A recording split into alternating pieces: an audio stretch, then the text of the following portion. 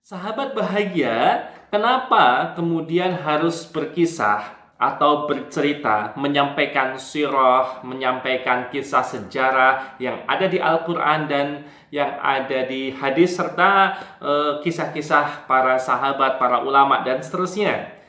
Karena cerita ini, berkisah ini adalah sebuah metode yang ternyata di dalam Al-Quran sangat luar biasa. Kata Ustadz Kak Teddy itu hampir 2/3 ayat-ayat Al-Quran berisi tentang berkisah. Allah bercerita, Allah menyampaikan pesan kepada kita lewat sebuah perumpamaan cerita-cerita yang bisa diambil hikmahnya. Oke, ini poin pertama tentang kenapa kita harus berkisah, menyampaikan pesan dakwah dengan berkisah. Nah, sahabat, poin kedua adalah ternyata melalui berkisah atau bercerita ini secara naluri. Nah, secara naluri itu setiap insan, setiap orang itu suka bercerita atau mendengarkan cerita.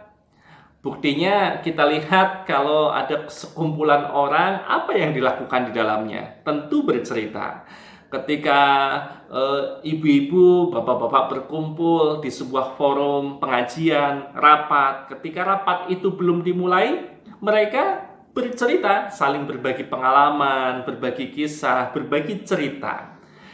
Ketika guru di ruang guru setelah selesai mengajar, ketemu sesama guru, apa yang dilakukan? Bercerita. Bahkan ketika ada siswa, kita suka melihat siswa suka cerita sendiri di dalam kelas karena gurunya tidak menarik. Nah, teman-teman yang berbahagia, sahabat bahagia, itu yang kedua, kenapa kita harus berkisah? Karena secara naluri, setiap insan, setiap orang itu suka bercerita atau mendengarkan cerita. Nah, yang ketiga, secara otak. Nah, ini kalau belajar teori hipnotis itu, otak itu, gelombang otak kita akan terbuka ketika rasa nyaman, rasa bahagia, dan lewat berkisah, lewat bercerita, itu akan membuat otak yang diceritakan merasa nyaman, rela berlama-lama mendengarkan kisah, rela berlama-lama mendengarkan cerita, karena otak nyaman. Dan dahsyatnya, cerita ini, berkisah ini mampu menyeimbangkan antara otak kanan dan belahan otak kiri sehingga saling bersinergi. Di dalam kisah atau cerita dikembangkan imajinasi. Nah, ini otak kanan nih.